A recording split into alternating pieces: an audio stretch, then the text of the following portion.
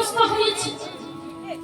রাধা রানী যখন সোনার কলসি নিয়ে গিয়ে যমুনায় জল আনতে গেছিল, ওই রাস্তার মাঝে দেখা হয়েছিল আমার প্রাণ গোবিন্দের সাথে। প্রাণ গোবিন্দের অপরূপ রূপ দর্শন করে শ্রীমতী রাধা রানীও কিন্তু সেই সোনার কলসি হারিয়ে এসেছে। সোনার কলসি হারিয়ে এসেছে আমার রাধা রানী। ওমা, আমার রাধা রানী কেমন ঘরে বাস করে জানেন? বাঘিনী আর সাপিনী। আমার রাধা রানী যে ঘরে বাস করে তার শাশুড়ি নয়, তার সাপিনী। আর ননদিনী নয়, মা, ওটা হচ্ছে বাঘিনী। সেই ঘরে বাস করে আমার রাধা রানী। আচ্ছা বলুন তো, এমন ঘরে যদি বাস কেউ করে আর যদি কোনো সোনার জিনিস হারিয়ে ফেলে, ওমা, শাশুড়ি ভালো বলবে? বলবে শাশুড়ি ভালো? তা চিন্তা করুন, রাধারানী সোনার কলসি হারিয়ে ফেলেছে, এবার কেমন বলবে শাশুড়ি মা? প্রচন্ড বকা দিয়েছে, এত বকা দিয়েছে যে রাধারানী মনের দুঃখে এক পাশে বসে বসে কাঁদতে শুরু করেছে। এদিকে সখীরা এসে রাধারানী কি বলছে, ওরে রাধে, কি ব্যাপার, তুই আজ বসে বসে কাঁদছিস? তুই ওকে দর্শন করে এসেছিস এমন কিছু, যা কিছু দর্শন করে এসেছিস সোনার জিনিস ভুলে যাস? ও বাবা, এ জগতে মানুষ তামার কথা ভুলে যায় তখন, বলুন তো, যখন সে রূপোর জিনিস পায়, তাই তো? আমার হাতে যদি একটা তামার আংটি থাকে, সেই আংটিটা আমি খুলে ফেলে দেবো কোন দিন বলুন তো? যেদিন আমি রূপো কিনতে পারবো, তাই না? আমি আজকে রূপোর জিনিস কিনতে পেরেছি, তামাটা আমার কাছে দাম নেই।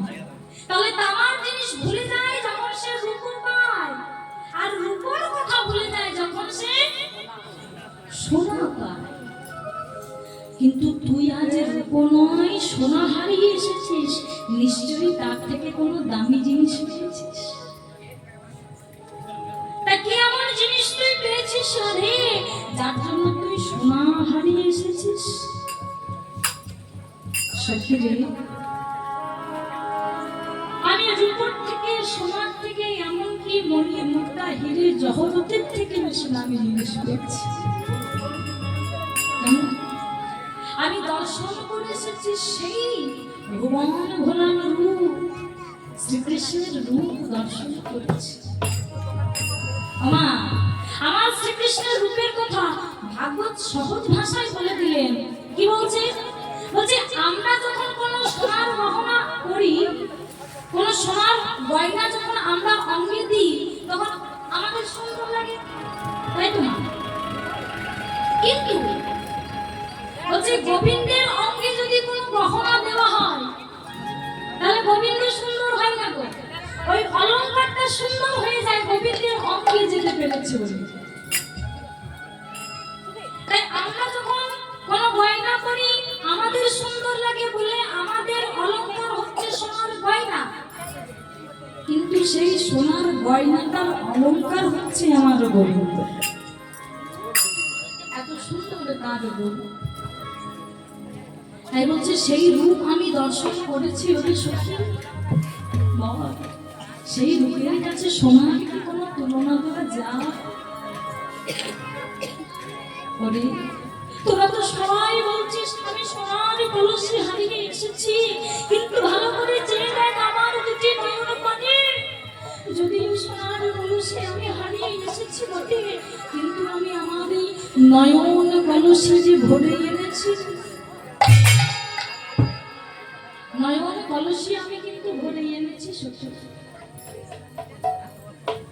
তাই বলছে রে, আমি দেখলাম এত সুন্দর তার রূপ, শৈলে কি বলবো, আমি দেখে এলাম তারে রে,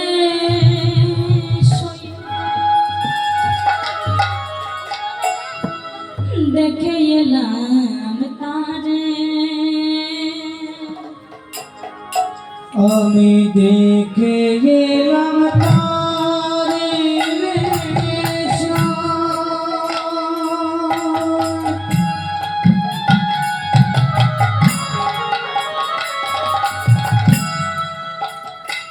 আমি দেখে এলাম তারে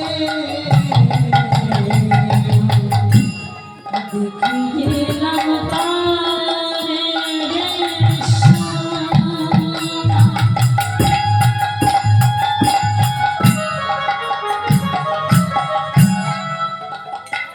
আমি দেখে এলাম তারে আমি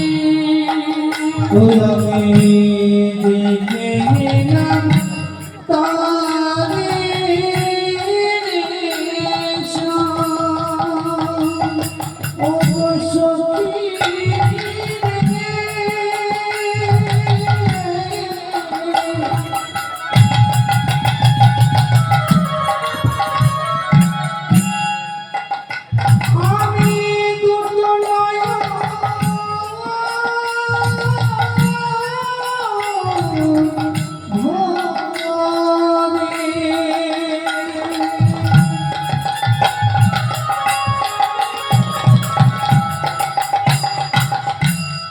দুটো নয়ন ভরে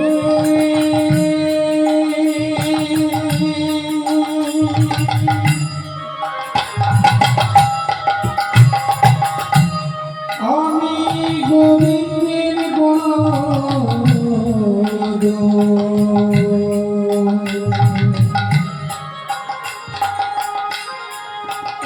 গোবিন্দের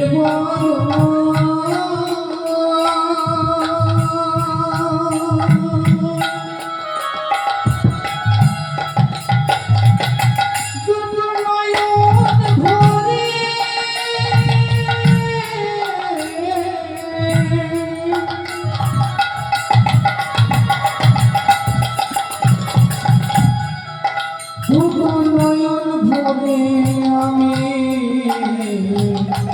দেখে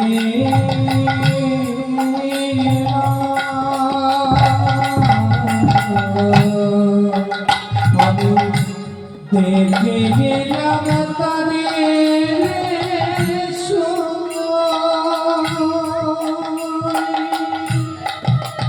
আমি দেখে গেলাম তারে একই অঙ্গে কাজ নয়নে দেখা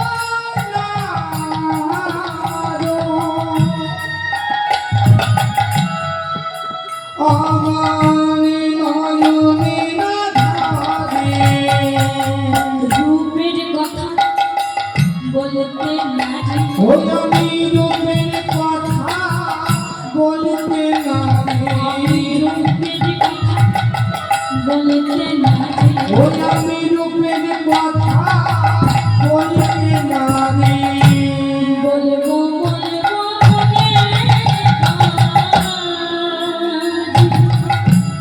রূপের কথা বলতে নারী আমি বলবো বলবো মনে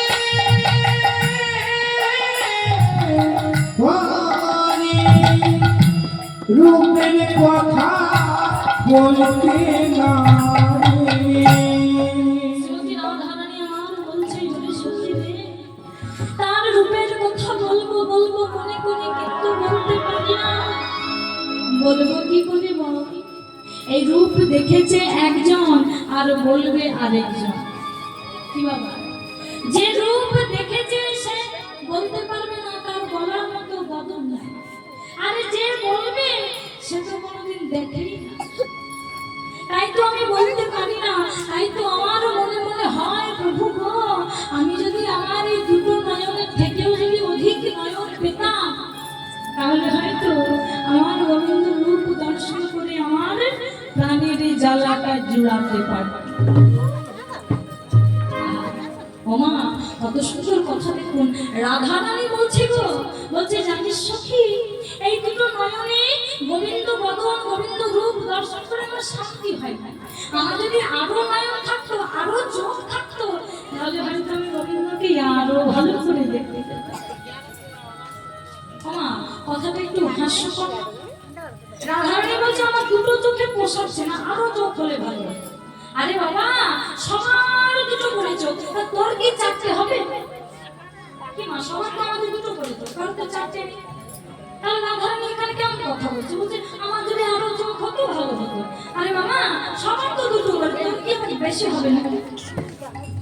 রাধারানী আমার বলছে ওরে সখী তুই জানিস না, তুই জানিস না আমার দুটো চোখ তোর দুটো চোখ, কিন্তু তাই বলে কি আর কারোর বেশি চোখ নেই?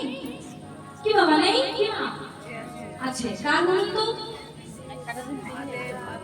বাহ বলছে মা দুর্গা, তার কটা নয়ন? তিনটে। আচ্ছা ব্রহ্মার কটা বদন, মানে কটা মুখ?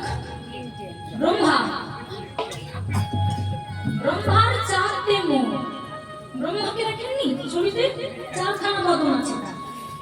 এবার চারখানা বদনে দুটো করে চোখ, চারটে মুখে দুটো করে চোখ, কটা হয়? 8টা। তাই বলছে ওদের সখী চেয়ে ব্রহ্মার খান, তার তো 8টা নেই। শুধু তাই নয়, আবার চেয়ে দেখ দেবাদিদেব মহাদেব, তিনি হচ্ছেন পঞ্চানন। পঞ্চানন মানে 5টা মুখ যায়। তাহলে তার 5টা বদন, আবার 5টা বদনে 3টে করে নয়ন, কপালে একটা থাকে 3টে করে নয়ন। তাহলে 5টা মুখে যদি 3টে করে চোখ হয় তাহলে কটা হয়? বাহ ভালো পড়াশোনা করে দেখছি বাবা, ঠিক বলেছে 15টা। তাহলে যে দেখ দেবাদিদেব পানে তার 15টা নয়ন আছে। শুধু তাই নয়, এখানে শেষ নয় বাবা, বলছে আরো একজন আছে যার 1টা 2টো 10টা 20টা নয়, সর্বাঙ্গে চোখ চিহ্ন আছে। আছে না বলো? কার গো?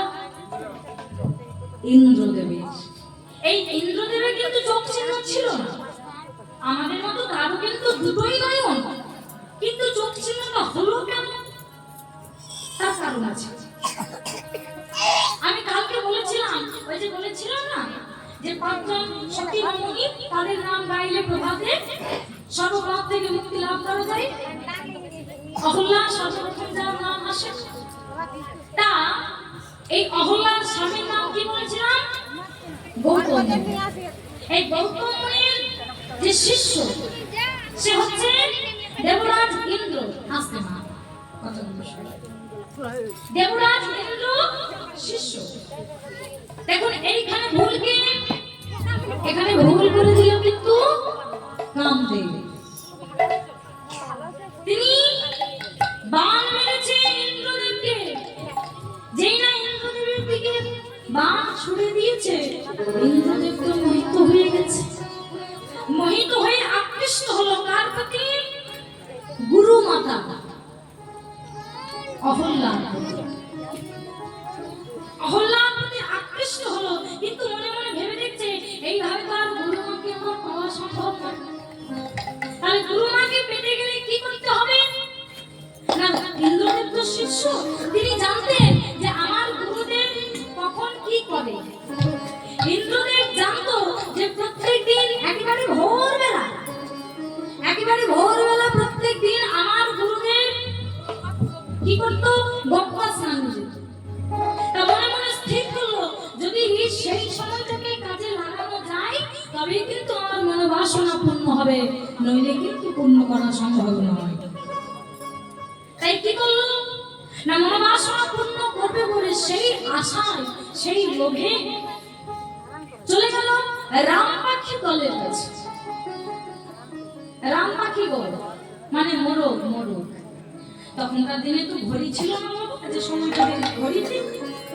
ওই রাম পাখির দল যে সময় ডাকতো বোঝা যেত যে এখন ভোর হয়েছে কি এখন রাত 12টা হয়েছে কি এখন সকাল হয়েছে। তাদের ডাক শুনে বোঝা যেত। তা প্রত্যেকদিন ভোরবেলায় যখন মোরগ ডাকতো, রামপাখির দল যখন ডাকতো, তখন গৌতম মুনি মনে করতো যে ভোরবেলা হয়ে গেছে, তখন স্নান করতে যেত। আজও সেটা মনে করে গৌতম মুনি এবং তার স্ত্রী অহল্যা দেবী দুজন শয়নে আছেন। এদিকে একেবারেই সেই সুযোগ বুঝে চলে গেল ইন্দ্রদেব ওই রাম পাখি দলের কাছে, গিয়ে বলছে, এই যে রাম পাখি দল, শোন, প্রত্যেকদিন তোরা ভোরবেলায় ডাকিস, কিন্তু আজ আর ভোরবেলায় ডাকবি না, আজ ডাকবি ঠিক রাত্রি 12টার সময়। আর আমার কথা অমান্য যদি কেউ করে থাকিস, তাহলে তোদের সব কটাকে আমি প্রাণে মেরে ফেলবো, হুমকি দিয়ে। তাই রোজকার মতো ইন্দ্রদেব চলে গেল। অহল্যা এবং তার স্বামী যখন শয়নে রয়েছে, একেবারে মধ্যরাত্রি রাত 12টার সময় কিন্তু রাম পাখির দল না ডাকতে শুরু করেছে।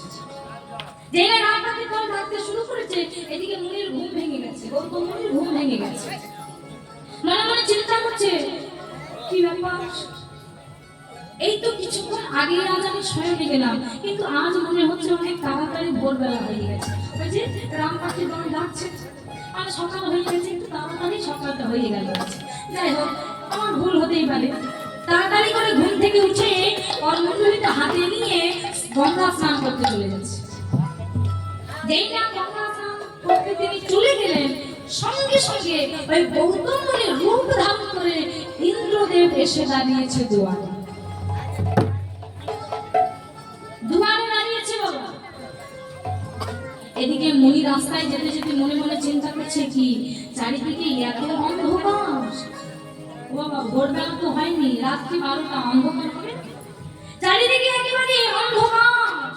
মনে মনে চিন্তা করছে, প্রত্যেকদিন আমি যখন সকালবেলায় আসি তখন চারিদিকটা একটু ফর্সা ফর্সা হয়ে যায়, একটু আলো আলো হয়, কিন্তু আজকে এত অন্ধকার, আমি তো বুঝতেই পারছি না যে ভোরবেলা হয়েছে নাকি রাত্রিবেলা হচ্ছে। এই মনে চিন্তা করতে করতে গৌতম মুনি রাস্তায় যাচ্ছে বটে, কিন্তু মন আজ ঠিক নেই। এদিকে মুনির বেশ ধরে ইন্দ্রদেব দুয়ারে দাঁড়িয়ে দরজা নাড়া দিচ্ছে। যেই না দরজায় নাড়া দিয়েছে, সঙ্গে সঙ্গে অহল্যা দরজাটা খুলেছে।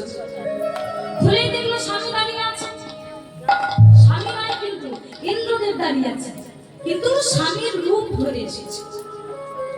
যেই না দরজা খুলে দেখেছে স্বামী, বলে, কি স্বামী, তুমি তো এখানে স্নান করতে গেলে, তাহলে স্নান না করে আবার ফিরে এলে যে বড়। অহল্যার কথা শুনে ইন্দ্রদেব বলছে, অহল্যা, আমি স্নান করতে গিয়েছিলাম, কিন্তু স্নান করবার আগে আমার বড় ইচ্ছে, আমার বড় বাসনা, আজ আমি তোমার কাছে সেবা গ্রহণ করব। তাই স্নান না করে আমি ফিরে এসেছি, তোমার কাছে আগে সেবা গ্রহণ করব, তারপর আমি স্নান করতে যাব। অহল্যা, তুমি আমার সেবা করবে তো? আমার কোন স্ত্রীর কাছে যদি তার স্বামী জিজ্ঞেস করে যে তুমি আমায় সেবা করবে তো, স্বামী স্ত্রীর কথা, স্ত্রী কি বলবে গো? কি বলবে? সেবা করবো না? কে বলতে পারবে? আরে বাবা, এটাই তো স্ত্রী ধর্ম। তাই অহল্যা বলছে, স্বামী আপনি কি বলছেন? আমি আপনার স্ত্রী, আপনার সেবা আমার ধর্ম, আর আপনি আমাকে জিজ্ঞেস করছেন? স্বামী সেবা তো আর মন্ত্র দিয়ে হয় না। স্বামী সেবা হচ্ছে অনুভবের বস্তু। স্বামী সেবা অনুভবের বস্তু, এটা কোনো মন্ত্র বা ফুল দিয়ে স্বামী সেবা করা যায় না। তাই বলছে, স্বামী আমার জিজ্ঞেস করতে হয়, এটাও আমার বলতে হয়। তাই স্বামী মনে করে ইন্দ্রদেবের হাতটা ধরে ঘরের ভেতরে নিয়ে গিয়ে শয়নে দিয়েছে। নিজের স্বামী মনে করে অহল্যা ইন্দ্রদেবকে কিন্তু সেবা করছে, বসে বসে তার চরণ দুটো সেবা করছে। এদিকে গৌতম মুনি মনে মনে চিন্তা করছে, না না, আমি যতই যাচ্ছি ততই অন্ধকার, যতই যাচ্ছি ততই অন্ধকার বাড়ছে, আমার মনে হয় আমি আজ ভুল করে চলে এসেছি। হতেই পারে আমি প্রত্যেকদিন সকালবেলা আসি, হয়তো আজ আমার মনের ভুল, হ্যাঁ ভ্রম হয়েছে হয়তো, তাই চলে এসেছি। না না, আজ আর যাওয়াটা ঠিক হবে না, আমি বরং ঘরে ফিরে যাই। এই বলে গৌতম মুনি কিন্তু ঘরে ফিরে আসছে। যেই না ঘরে ফিরে এলো, দেখলো দরজাটা খোলা আছে। ঘরের ভেতরে ঢুকতেই দেখলো যে একেবারে তারই মতো দেখতে, মানে গৌতম মুনির মতোই দেখতে একটা মানুষ তারই বিছানায় শুয়ে আছে, আর তার চরণের কাছে পড়ে আছে তার স্ত্রী অহল্যা। তাই দেখি অবাক হয়ে চিৎকার করে ডাকছে, অহল্যা! ছি, ছি, ছি, ছি। অহল্যা, এ তুমি কার কাছে শয়নে পড়েছো? তুমি আমার স্ত্রী হয়ে, আমার অর্ধাঙ্গিনী হয়ে একটা কুমার পুরুষের কাছে তুমি শয়নে পড়েছো। যেই না এই কথা বলেছি, অহল্যা চমকে গেছে। কি? আমি পরপুরুষের কাছে পড়েছি? অহল্যা মনে করছে যে আমার স্বামীর রূপ ধারণ করে কেউ বহুরূপী এসেছে, কিন্তু যে এসেছে সে তো বহুরূপী নয়, সে হচ্ছে আসল গৌতম মুনি। যে শয়নে আছে সেইটাই বহুরূপী, চিনতে পারেনি। তাই বলছে, ও তুমি আমাকে চিনতে পারছো না? তুমি পর পুরুষের কাছে শয়নে পড়ে নিজের স্বামীকেও তুমি চিনতে পারছো না? বেশ, তাহলে তুমি দেখো কে আসল আর কে নকল। করমণ্ডলী থেকে একটুখানি জল নিয়ে যেই না দেবরাজ ইন্দ্রের গায়ে ছড়িয়ে দিয়েছে, ইন্দ্রের ওই স্বরূপটা চলে গিয়ে নিজের স্বরূপটা বেরিয়ে এসেছে।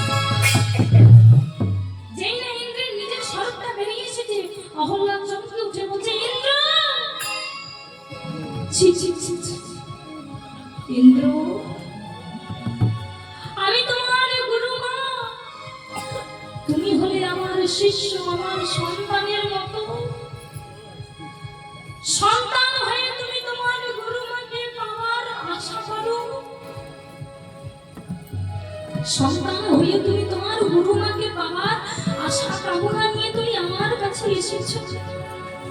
এদিকে আসল গৌতম মুনি চিৎকার করে বলে, ইন্দ্রদেব, আমার শিষ্য হয়ে আমার পত্নীকে হরণ করবার জন্য আমি তোমাকে অভিশাপ দিলাম।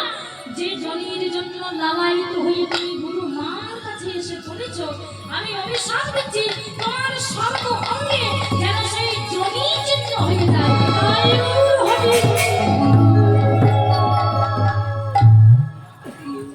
সর্ব অঙ্গে জনি চিহ্ন, যে চিহ্ন কাউকে দেখাবার নয় না, যে চিহ্ন হলে লুকিয়ে থাকতে হবে, সেই চিহ্ন সর্বাঙ্গে হয়ে গেল। আর এদিকে অহল্যাকেও কিন্তু অভিশাপ দিল, বলে, অহল্যা, তুমি হচ্ছ আমার স্ত্রী, আমার অর্ধাঙ্গিনী, অর্ধেক অঙ্গ। কোন স্ত্রী পর পুরুষ তাকে স্পর্শ করবে আর সেই স্ত্রী বুঝতে পারবে না যে স্পর্শটা আমার স্বামীর নাকি অন্য কারো? তাহলে তুমি যদি সেটাই না বুঝতে পেরেছো, তাহলে তোমার হৃদয়ে অনুভব বলে কোনো বস্তু নেই, তাহলে তোমার ভেতরটা পাষাণ হয়ে গেছে। তাই আমি তোমাকেও অভিশাপ দিলাম, যাও তুমি পাষাণ হয়ে যাও। তাই অভিশাপে অহল্যা হয়েছে ছিল পাষাণ। কিন্তু এই যে ইন্দ্রদেব আর অহল্যার যে মিলন, মিলনের তো একটা ফল থাকে বাবা। তা কিছুদিন পর ওই পাষাণ মানে পাথর ফেটে একটা গাছ বেরিয়ে এলো, যে গাছটার নাম হচ্ছে শ্যাওড়া গাছ। প্রত্যেক বৈশাখ মাসে দেখবেন ওই শ্যাওড়া গাছের ডালটা আমরা নিজেদের বাড়িতে রাখি না মা? কেন জানেন? তার কারণ হচ্ছে ওই শ্যাওড়া হচ্ছে এই ইন্দ্রদেবের সন্তান। ওই যে অহল্যার সাথে যে মিলন হলো, তার ফল ওই শ্যাওড়া ডাল। আবার আমরা ঘরের মধ্যে রাখি কেন না, এই যে বজ্রপাত, এর দেবতা হচ্ছে ইন্দ্রদেব। তা ইন্দ্রদেব বজ্রপাতের দেবতা। এবার বলছে তার পুত্র মানে শ্যাওড়া ডাল যদি কারোর বাড়িতে থাকে, তাহলে তার বাড়িতে বজ্রপাত হবে। শ্যাওড়া গাছের ডাল আমরা নিজেদের বাড়ির মধ্যে রাখি। এদিকে ইন্দ্রদেবের যখন সারা অঙ্গে ওই জনি চিহ্ন হয়ে গেল, দেবতারা সবাই চিন্তায় পড়ে গেল। দেবরাজ ইন্দ্র, দেবতাদের রাজা হচ্ছে ইন্দ্র, সেই ইন্দ্র যদি এমন ভাবে লুকিয়ে থাকে, মানে যে চিহ্ন কাউকে দেখানো নয়, সর্বাঙ্গে কাপড় ঢাকা নিয়ে সে কিন্তু লুকিয়ে বেড়াচ্ছে বাবা, তাহলে এমনটা তো ভালো দেখায় না।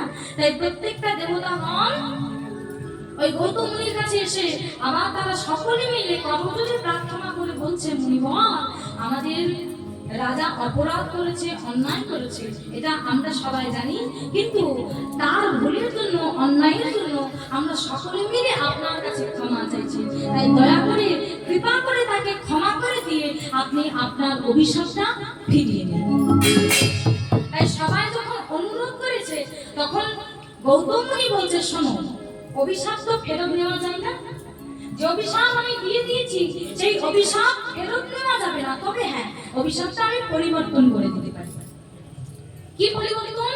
না, আমি বলেছিলাম সর্বাঙ্গীর যোনি চিহ্ন হয়ে যাবে, তাই আমি অভিশাপটা পরিবর্তন করে দিলাম। ওই যোনি চিহ্নটা পরিবর্তিত হয়ে যাবে চোখ চিহ্ন। নিতাই গৌর হরি বল হরি।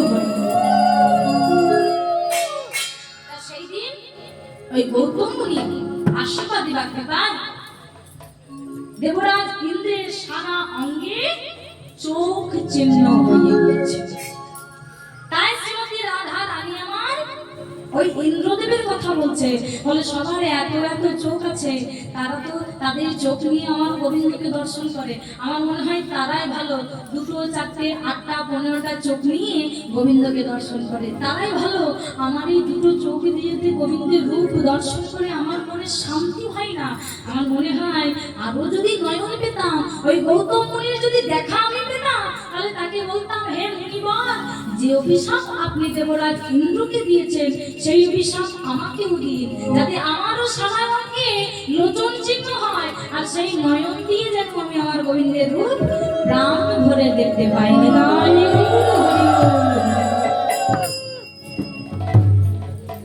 রাধে, বেশ, তোর যখন অত চোখ নেই, তার 2 চোখে তুই যা দেখেছিস তুই সেইটুকুই বল, আর সেটুকুই আমরা একটু শ্রবণ করবো, তুই সেইটুকুই বল।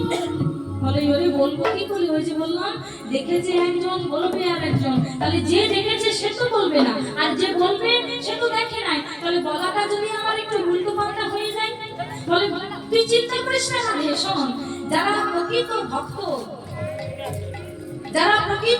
হয়, তারা কিন্তু উল্টো পাল্টা জিনিস গ্রহণ করে না। যেমন দেখবেন, এক বাটি দুধের মধ্যে, এক বাটি জলের মধ্যে কয়েক ফোঁটা দুধ যদি আপনি মিশিয়ে দেন, আর সেটা যদি আপনি রাজহংসকে দেন, তাহলে রাজহংস কি করবে মা? ওই দুধ, কয়েক ফোঁটা দুধটাকে গ্রহণ করবে, আর বাকি যে অংশটুকু, জলটুকু থাকবে, সেটা কিন্তু ওই বাটিতেই পড়ে থাকবে। এটা হচ্ছে রাজহংসের গুণ। তা বলছে, যারা প্রকৃত ভক্ত হয় তারা কি করে না, যেটা কৃষ্ণ কথা একমাত্র সেটাই তারা গ্রহণ করে, বাকি যে কথাগুলো থাকবে বা বাকি যে অংশটুকু থাকবে সেটা কিন্তু সেই জায়গাতেই তারা ফেলে দেয়। তাহলে প্রকৃত ভক্তের কাছে যদি কেউ কৃষ্ণ কথা বলে, তাহলে যতই সে উল্টোপাল্টা কথা বলুক না কেন, সবকিছু যদিও ভুল ভ্রান্তি হয়, তবুও একটা কথা তো কথা হবে, সেটা হচ্ছে কৃষ্ণ নাম। হরে কৃষ্ণ কৃষ্ণ কৃষ্ণ হরে হরে, হরে রাম রাম রাম হরে। তাহলে প্রকৃত ভক্ত যারা হয়, তারা কিন্তু তাদের কাছে অসুবিধা হয় না, তারা ঠিক বুঝতে পারে। তোর চিন্তা নেই, তুই বল, আমরা ঠিক বুঝে নেব। বেশ, তাহলে আমি যেমন পারি তেমন বলি, তোরা একটু বুঝে নিস কেমন? শোন, আমি সর্বপ্রথম গিয়ে দেখলাম, কি দেখলাম জানিস সখী? ওই যমুনার কোলে দেখলাম কি?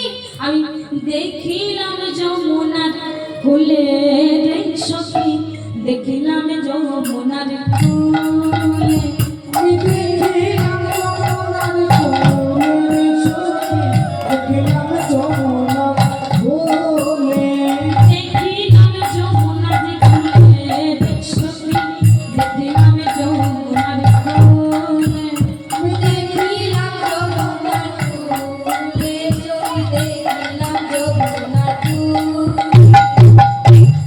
যমুনার কোলে দেখলাম, সর্বপ্রথম আমার গোবিন্দের চরণগুলো আমি দর্শন করলাম, কিন্তু ওই চরণ দর্শন করে চরণ মনে হলো না, কি মনে হলো জানিস? তবে শোন, তার উপরে যমুনা, নিচে সরস্বতী, মাঝেতে গঙ্গা, তবে উপরে যমুনা, নিচে সরস্বতী, মাঝেতে গঙ্গা বহে, উপরে যমুনা, নিচে সরস্বতী, মাঝেতে গঙ্গা। ওটার উপরে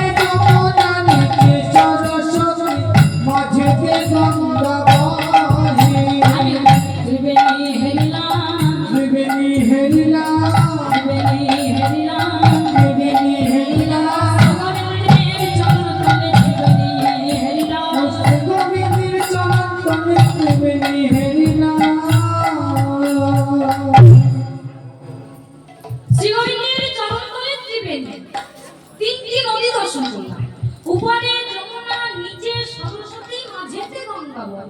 উপরে যমুনা কেন বলছে না, গোবিন্দের চরণের যে উপর দিকটা সেটা যমুনা জলের মতো কালো, একটু নীল কালো উপরের দিকটা। আর নিচের দিকটা কেমন বলছে, সরস্বতী নদীর জল যেমন হয়, সরস্বতী নদীর জল একটু লাল, তাই বলছে চরণের তলাটা দেখলাম সেই সরস্বতী নদীর মতো লাল। আর মাঝখানটা কি দেখলাম, দেখবেন গঙ্গা নদীর জল একটু ঘোলা, তা বলছে সেই রকম দেখলাম। আচ্ছা বলুন তো, এই যে তিনটি নদী একসাথে কোথায় দেখা যায় মা? এই তো 2025 হয়ে গেল, প্রয়াগরাজ কি হলো, সেখানে মহাকুম্ভ মেলা। এই মহাকুম্ভ মেলায় কিন্তু এই তিনটি নদী একসাথে দেখা যায়। তাই বলছে ওই তিনটি নদী একসাথে আমি দেখলাম আমার গোবিন্দের চরণ। তারপর তারপর আর কি দেখলি নাই সখী রে? শুধু তাই নয়, আমি আরো দেখলাম, আবার কি দেখলাম জানিস, চরণের একটু উপরে, ঠিক একটু উপরে দেখলাম আমার গোবিন্দের সোনার মুকুট চরণে। সেটা আবার কেমন দেখলাম জানিস? অরুণিত চরণের রণিত মণি মঞ্জির, অরুণিত চরণের রণিত মণি মঞ্জির, অরুণিত চরণের রণিত মণি মঞ্জির, অরুণিত চরণের রণিত মণি মঞ্জির, আধ আধ পদ চরণের আশা, অধয়াগ পদ চলনির আশা, আধ আধ পদ চরণের আশা, অধয়াগ পদ চলনির আশা, আধ আধ পদ চরণের আশা, আধ আধ পদ চরণের আশা। এই অধয়াগ পদ চলনির আশা, অধয়াগ পদ চলনির আশা। অরুণিত চরণের রণিত মণি মঞ্জির, প্রাণ গোবিন্দের যে চরণ তল, সেই চরণে সোনার নুপুর দর্শন করলাম। ওমা, গোবিন্দের চরণে যে নুপুর, এই নুপুরের কথা তো আমরা সবাই জানি, কি জানি না? গোবিন্দের দুটি চরণে যে দুটি নুপুর আছে, তা একটা চরণের নুপুর হচ্ছে গুরুদেব, আর আরেকটা চরণের নুপুর হচ্ছে শিষ্য। বলে তা কি করে হলো না, এই কথা জানতে গেলে আমাদের সর্বপ্রথম যেতে হবে কোথায়, একটু পিছিয়ে যেতে হবে, একটু ত্রেতা যুগে রামায়ণে পাতা খুলে দেখতে হবে। কি না, ভগবান রামচন্দ্র যখন তার পিতা রাজা দশরথের কথা মতো কি করেছিল না, 14 বছরের জন্য যখন বনবাসে গিয়েছিল বাবা, তা সেখানে তো রাবণ এসে সীতাকে হরণ করেছিল। তাই রাবণ এসে যখন সীতাকে হরণ করে নিয়ে চলে গেল, তখন রামচন্দ্র এবং ভাই লক্ষ্মণ দুজনেই মা সীতাকে খুঁজে বেড়াতে লাগলেন। জঙ্গলের মধ্যে হা সীতা করে যখন খুঁজে বেড়াতে লাগলো, খুঁজতে খুঁজতে যখন তারা ক্লান্ত হয়েছে, ক্লান্ত হয়ে একটা পাথরের ওপরে প্রভু রামচন্দ্র আমার বসে পড়েছে। ক্লান্ত হয়ে গেছে তো, সীতাকে খুঁজতে খুঁজতে ক্লান্ত হয়ে এক জায়গায় বসে পড়েছে ওই মাটির মধ্যে। রামচন্দ্রের হাতে যে ধনুকটা ছিল, ওই ধনুকটা মাটির মধ্যে এইভাবে একটু চাপা দিয়ে একটা পাথরে বসেছে। যেই বসেছে, লক্ষণ লক্ষ্য করে দেখলো যে দাদা যে ধনুকটা চাপা দিয়ে রেখেছে মাটিতে, ওই ধনুকটার নিচে থেকে একেবারে লাল টুকটুকে ঝরঝর করে রক্ত ঝরে ঝরে পড়ছে। তা দেখে অবাক হয়ে দাদাকে বলছে, দাদা কি ব্যাপার? আচ্ছা দাদা, তুমি তো মা সীতার জন্য কাঁদছো। আহা, দেখো না, এইখানে জগতের জীবকে কত সুন্দর একটা শিক্ষা দিচ্ছে। লক্ষণের উচ্চারণটা দেখুন, বলছে দাদা তুমি কাঁদছো, কার জন্য কাঁদছে? দাদার স্ত্রী কে হয়? দাদার স্ত্রী আমাদের কে হবে? বৌদি হবে। তাহলে লক্ষণ বৌদি বলছে না কেন? কি বলছে? মা সীতা। লক্ষ্য করুন, শাস্ত্রে বলছে জ্যেষ্ঠ ভ্রাতা পিতৃ পিতৃতুল্য, মানে বড় দাদা হচ্ছে বাবার মতো। তাহলে দাদা যদি বাবার মতো হয় তাহলে দাদার স্ত্রী কি হবে? মায়ের মতো। তাহলে সমান হচ্ছে বৌদিকে মা বলে ডাকে গো, বৌদি বলে কোনোদিন ডাকে না। জগতের জীবকে শিক্ষা দিচ্ছে, হে জীব তোমরাও জেনে রাখো, জ্যেষ্ঠ ভ্রাতা পিতৃতুল্য, বড় দাদা পিতার সমান। তাই বৌদি হচ্ছে আমাদের মায়ের মতো। তাই বৌদিকে মায়ের চোখে দেখা উচিত। তাই বলছে তুমি তো কাঁদছো মা সীতার জন্য, তোমার নয়ন থেকে ঝরঝর করে জল ঝরছে, তাহলে তোমার ওই ধনুকের তলা থেকে লাল রঙের রক্ত ঝরছে কেন? রামচন্দ্র তাড়াতাড়ি ধনুকটা তুলে দেখছে কি না, ওই ধনুকের নিচে চাপা পড়েছে মা একটা ব্যাঙ। একটা ব্যাঙ চাপা পড়ে গেছিল বাবা, আঘাত পেয়েছে তো, তাই তার গা থেকে ওই রক্তটা ঝরে ঝরে পড়ছে। রামচন্দ্র তা দেখে ব্যাংকটাকে হাতের মধ্যে তুলে বলছে, আহারে ব্যাং, তোর বড় লেগেছে না রে? আচ্ছা ব্যাং, এই জগতের মানুষ যখন বিপদে পড়ে তখন তারা ভগবানকে স্মরণ করে। তা তুই যখন আজ বিপদে পড়লি তুই আমাকে স্মরণ করলি না কেন? তাই তো আমরা যখন বিপদে পড়ি তখনই তো ভগবানকে স্মরণ করি, তাই তাই বলতে এ জগতের মানুষ যখন বিপদে পড়ে ভগবানকে স্মরণ করে, তা তুই যদি আজ বিপদে পড়লি আমাকে স্মরণ করলি না কেন? ব্যাংকটা বলে উঠছে, প্রভু ঠিক বলেছে, জগতের মানুষ যখন বিপদে পড়ে তখন তারা ভগবানকে স্মরণ করে ওঠে, কিন্তু ভগবান নিজেই যদি আঘাত করে, বলো তো প্রভু আমি ডাকবো কাকে? আঘাত তোমায় অন্য কেউ করেনি, ভগবান নিজেই করেছে, তাহলে বলো আমি আর কাকে ডাকবো? ভগবান নিজেই যদি আঘাত করে ডাকবার মতো তো আর কেউ নেই। ভগবান যদি আঘাত করে তাহলে কি আর অন্য কেউ বাঁচাতে পারে? পারবে না। রামচন্দ্র বলছে, আহারে আমার ভুল হয়েছে, আমি ভুল করে না বুঝে তোকে আমি আঘাত করে ফেলেছি। তোকে আঘাত যখন আমি করেছি তুই বল তুই কি চাস? তুই যা চাইবি আজ আমি তোকে তাই আশীর্বাদ করবো। যেই না এই কথা বলেছে ওই ব্যাংকটা বলে উঠল, প্রভু আশীর্বাদ যদি করতেই হয় তবে আমাকে না, আশীর্বাদটা আপনি আমার গুরুদেবকে করবেন। গুরুদেব? বাবা, ব্যাঙেরও আমার গুরুদেব আছে না? প্রভু গো, আমি যে ব্যাঙ নই। আপনি মনে করছেন আমি ব্যাঙ, আমি তো ব্যাঙ নই, আমার নাম হচ্ছে কর্ণমণি। আমার গুরুদেব বিশ্বাবসু, তার কাছে আমি অপরাধ করেছিলাম, আর তার অভিশাপে আজ আমি এই নীচ জাতিতে মানে ব্যাঙ হয়ে জন্মগ্রহণ করেছি। তাহলে তুই যদি গুরুদেবের অভিশাপে ব্যাঙ হয়ে জন্মগ্রহণ করেছিস তাহলে আশীর্বাদটা আমার গুরুদেবকে দিতে বলছিস কেন? আমার গুরুদেব যদি আমাকে অভিশাপ না দিত, আমার গুরুদেব যদি অভিশাপ না দিত তাহলে আমি ব্যাঙ হতাম না, আর আমি যদি ব্যাঙ না হতাম তাহলে কি আপনার চরণ আমার পাওয়া হতো? তাহলে আমার গুরুদেব অভিশাপটা দিয়েছে বলে ব্যাঙ হয়েছি, আর ব্যাঙ হয়েছি বলেই তো আপনার ওই রাতুল রাঙা চরণ আজ আমার দর্শন হয়েছে। তাই এর জন্যই আশীর্বাদটা আমাকে নয়, আপনি আমার গুরুদেবকে। এটাই উত্তমের লক্ষণ মা। নিজে উত্তম হয়েও যে জন নিজেকে অধম মনে করে, এটাই হচ্ছে উত্তমের লক্ষণ। তাই প্রভু আজ খুশি হয়ে বলছে,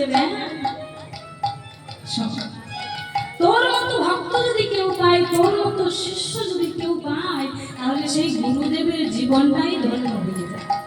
তাই তুই আমাকে যখন আশীর্বাদ দেওয়ার কথাই বললি, তবে আশীর্বাদটা আমি তোকেও দেব এবং তোর গুরুদেবকেও দেব। কি আশীর্বাদ? না তুই এবং তোর গুরুদেব দুজনেই দুটি নুপুর হয়ে আমার এই রাঙা চরণে বিরাজ করবে। তাই গৌর হরি বল, হরি।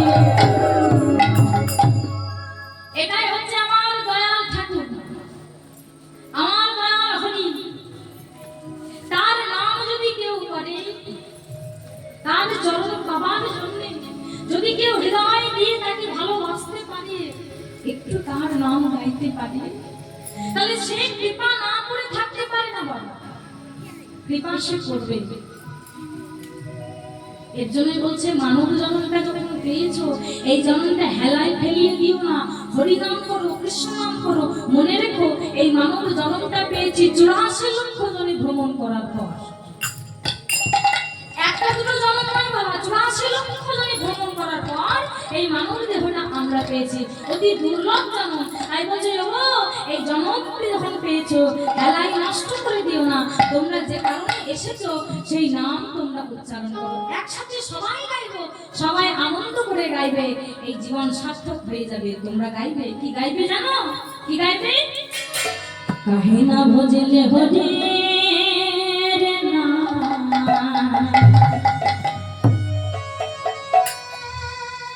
কাহে না ভজলে হরে রে না, মানব জনম মানব জনম মানব জনম পাইয়া,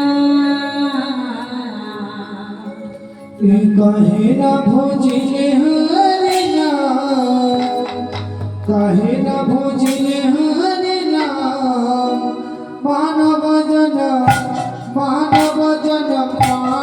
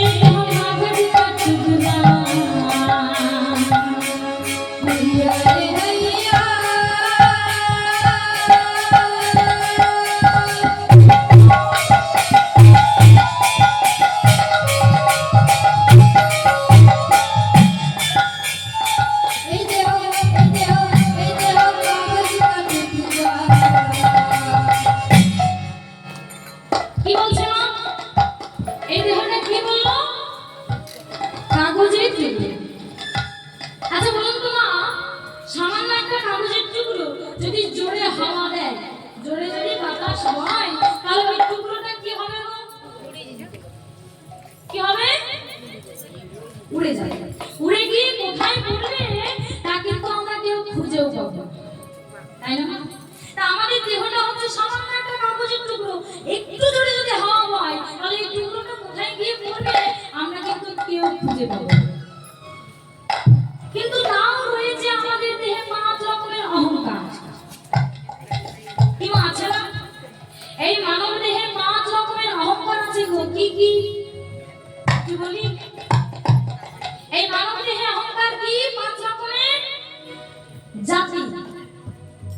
বিদ্যা, মহত্ব, রূপ, যৌবন। কি বললাম? জাতি। এই মানব দেহে জাতির অহংকারটা আছে। না না, সবার মধ্যে কিন্তু নেই। এই যে হাতের পাঁচটা আঙুল দেখছেন, সমান আছে? সমান আছে বাবা? সমান নেই। সেরকম মানুষও আমরা সবাই তো আর সমান নয়।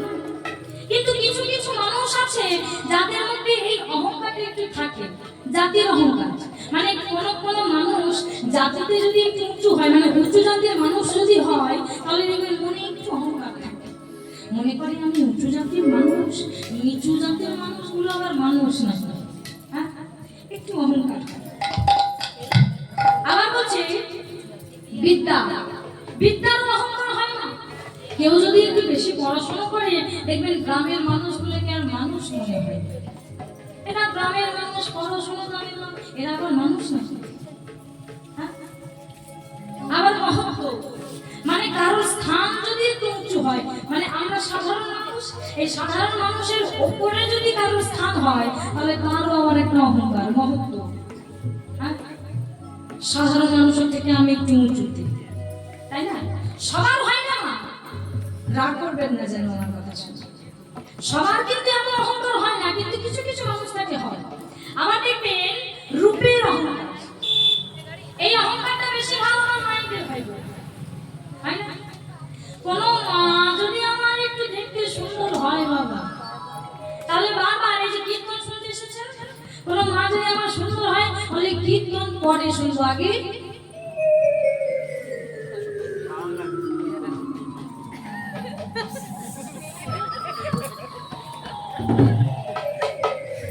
মানে সুন্দর বলে কথা একটু দেখতে হবে না। এইটা একটা অহংকার। আবার বলছে যৌবন। এই যৌবনও কিন্তু অহংকার না। যখন আমাদের মধ্যে যৌবন থাকে, আমরা কীর্তন শুনতে যাই না। এই বয়সে কি কেউ কীর্তন শোনে? হ্যাঁ, যখন আমাদের যৌবন থাকে, দাদু ঠাকুমার সাথে কীর্তন শুনতে যাই না, তাই না? দাদু ঠাকুমার কথাও শুনি না। যদি আবার কেউ বলে দেয় মেলায় যাবি, দাদু ঠাকুমার সাথে না, আবার চিৎকার করে বলতে শুরু করবে, কি বললে? হ্যাঁ, এই বয়সে আমি দাদু ঠাকুমার সাথে মেলায় যাবি? দাদু ঠাকুমার সাথে মেলায় যাবো কেন? আমি এই বয়সে দাদু ঠাকুমার সাথে যাবো কেন? আমি আমার বন্ধুদের সাথে যাবো, আমার বান্ধবীদের সাথে যাবো। আমরা এখন ইয়াং জেনারেশন, আমাদেরকে ওই বুড়ো বুড়ির সাথে মানায় কি মানায়?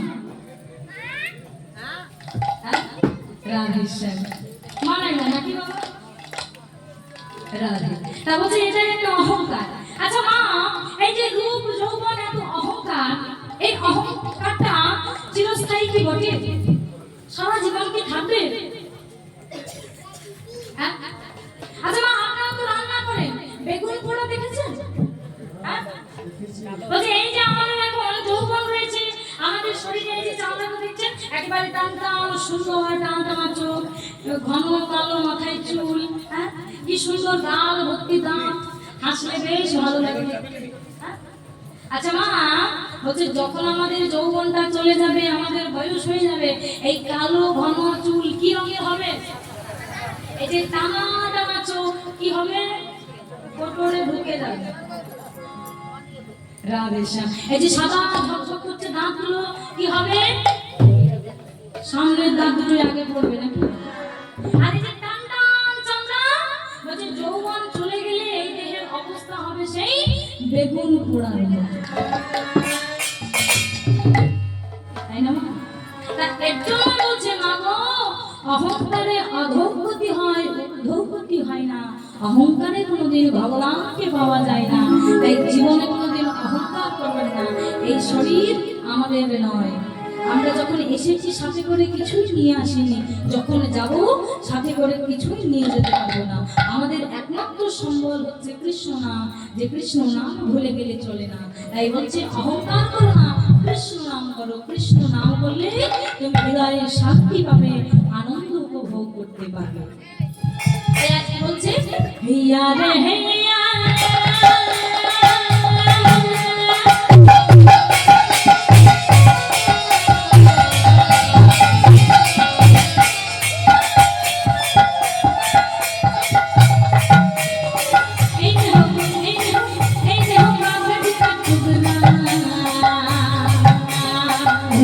রে হেয়া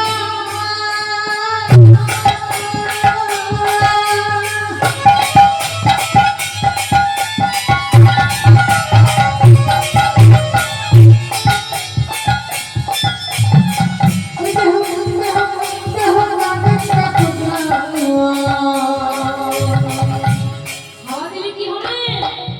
উড়ে যাবে তো, তাই বলছে। হাওয়া দিলে में टुकड़ा उड़ी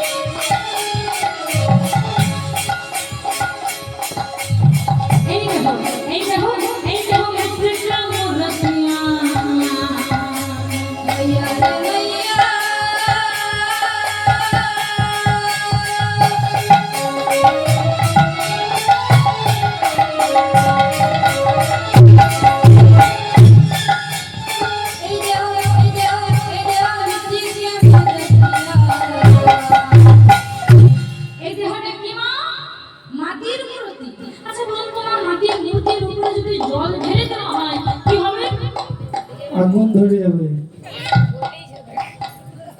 কি সর্বনাশ কাণ্ড বলুন তো। ও বলে কি গো, হ্যাঁ মাটির মূর্তির উপরে জল ঢেলে দিলে কখনো আগুন ধরে যায়?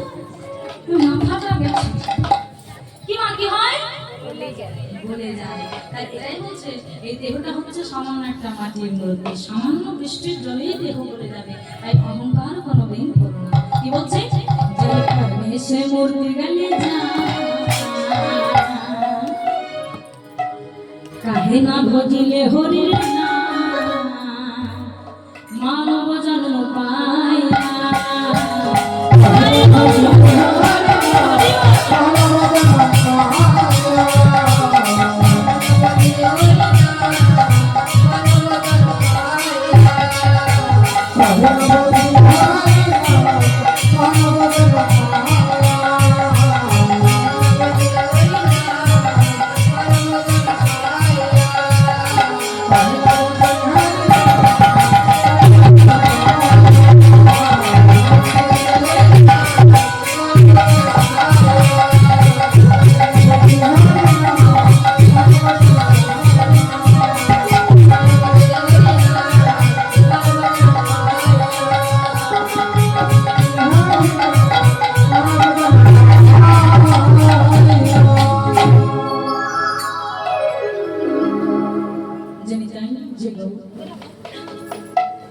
তাই শ্রীমতী রাধা রানী আমার হচ্ছে আমার গোবিন্দ রূপের কথা আর কি বলবো বল। তার রূপের কথা বর্ণনা করা তো সম্ভব নয়, তবু আমি কিঞ্চিত বলছি, তোরা শ্রবণ করছিস। এত সুন্দর তার রূপ। প্রথমে দেখলাম তার চরণ কমল, দেখলাম তার চরণের নূপুর। আবার কি বলছে না, আমি দেখলাম কি জানিস, দেখলাম শ্রী গোবিন্দের দুটি যে বাহু, সেই বাহুটা দুলছে কেমন ভাবে জানিস? হাতের সুর যেমন ভাবে দোলে, সেইভাবে ওই গোবিন্দের হাত দুটি হাতের সুরের মতো দুলছে। শুধু তাই নয়, গোবিন্দের বক্ষে, এই বুকের মাঝখানে আমি একজনের চরণ চিহ্ন দেখলাম। একজনের চরণ চিহ্ন দেখলাম। তার চরণ চিহ্ন ভৃগুমুনির। কেন না, বলছে একদিন ভগবান নারায়ণ কি করলো না, ভৃগুমুনির চরণ পাবে বলে তিনি ইচ্ছে করে ছলনা করে চোখ বন্ধ করে ঘুমিয়ে রয়েছে। ইচ্ছে করে ঘুমিয়ে আছে, মানে জেগে ঘুমাচ্ছে। এদিকে ভৃগুমুনি এসে ডাকছে, নারায়ণ, ও নারায়ণ। অনেক ডাকছে কিন্তু নারায়ণ সাড়া দিচ্ছে না। আবার ডাকছে, নারায়ণ, নারায়ণ, জাগো, যে দেখো আমি তোমায় ডাকছি, সাড়া দাও। কিছুতেই সাড়া দিচ্ছে না। বলে সাড়া দেবে কি করে? ওমা, যে ঘুমিয়ে যায়, যদি কেউ ঘুমিয়ে যায় তাহলে তাকে একবার ডাকলে সাড়া পাওয়া যায়, পাওয়া যায় না? কিন্তু যদি কেউ জেগে ঘুমায়, মানে ইচ্ছে করে যদি কেউ ঘুমায়, চোখ বন্ধ করে রাখে বাবা, তাকে ডাকলে সাড়া পাবেন? শুধু ডাকলে কি, তার কানের সামনে যদি বড় বড় জেবিএল বক্স বাজানো হয় তাও তার ঘুম ভাঙবে না। আর বাবা সে তো ঘুমায়নি, জেগে ঘুমাচ্ছে, ইচ্ছে করে ছলনা করে।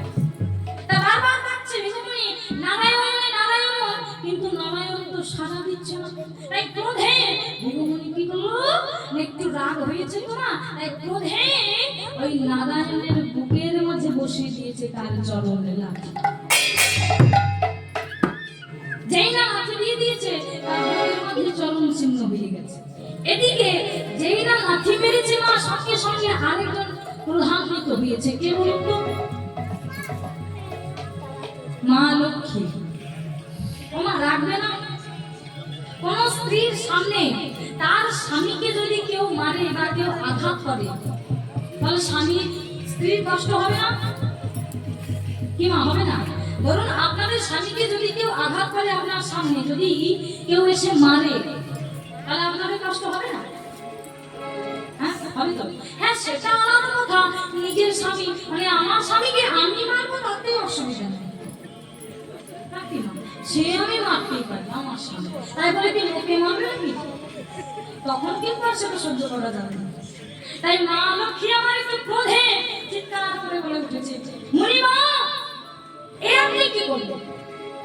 আপনি আমার সামনে আমার স্বামীর বুকে লাথি মারলেন। আপনার স্পর্ধা দেখে আমি অবাক হয়ে যাচ্ছি। আমার স্বামী যদি ঘুমাচ্ছিল, আমার স্বামী যদি আপনার ডাকে সাড়া না দিচ্ছিল, তাহলে আপনি আমাকে বলতে পারতেন, আমি আমার স্বামীকে ডাকিয়ে তুলতাম। কিন্তু তাই বলে আপনি আমার স্বামীর বুকের মাঝে এভাবে লাথি মারবেন? আপনার সাহস দেখে আমি অবাক হয়ে গেছি। আপনি ভুল করেছেন, অন্যায় করেছেন। তাই আপনার এই স্বভাব দেখে আমি আপনাকে অভিশাপ দিলাম, আজ থেকে ব্রাহ্মণের ঘরে কোনোদিন মা লক্ষ্মী থাকবে না। অভিশাপ দিলেন, ক্রোধে অভিশাপ দিয়ে বসলো যে আজ থেকে ব্রাহ্মণের বাড়িতে কোনোদিন মা লক্ষ্মী থাকবে না। এটা আমার কথা নয় মা, এটা শাস্ত্রের কথা। যেই না অভিশাপ দিয়েছে, এই কথা শুনে মণিপুরের ক্রোধটা, রাগটা একটু ঠান্ডা হয়ে গেছে, একটু পড়ে গেছে। তাই নারায়ণকে ডেকে তুলে বলছে, নারায়ণ, তোমার বড্ড লেগেছে না? আমি তোমার বুকে লাথি মেরেছি, তোমার বড় লেগেছে না? আমি বুঝতে পারিনি নারায়ণ, বারবার তোমায় ডাকছিলাম, তুমি সাড়া দিলে না, তাই না বুঝে তোমার বুকে তরলে লাঠিটা আমি মেরেছি, আমায় তুমি ক্ষমা করে দিয়ে দেবো। যেই না হাত জোর করে ক্ষমা চাইছে, সঙ্গে সঙ্গে প্রভু আমার জেগে বলছে, মুনিবট, আপনি আমার কাছে ক্ষমা চাইবেন না? আরে বাবা, আপনার ওই চরণটা আমি আমার বুকের মাঝে পাবো বলেই তো ইচ্ছে করে ঘুমিয়েছি। আমি তো সত্যি সত্যি ঘুমাইনি, ইচ্ছে করে, মানে ছলনা করে আমি ঘুমিয়েছিলাম, যাতে আপনার ওই চরণ চিহ্নটা আমি আমার বুকে পাই। আপনি চিন্তা করবেন না, লক্ষ্মী আপনাকে অভিশাপ দিয়েছে যে আজ থেকে ব্রাহ্মণের বাড়িতে কোনোদিন লক্ষ্মী থাকবে না। কিন্তু আমি আপনাকে আশীর্বাদ করলাম, যদি কোনো ব্রাহ্মণের বাড়িতে প্রত্যেকদিন ব্রহ্ম মুহূর্তে মানে ভোরবেলা ব্রহ্ম মুহূর্তে উঠে যদি ব্রাহ্মণরা নারায়ণ শিলা পুজো করতে পারে, তাহলে সেই ব্রাহ্মণের বাড়িতে মা লক্ষ্মীর কোনোদিন অভাব থাকবে না।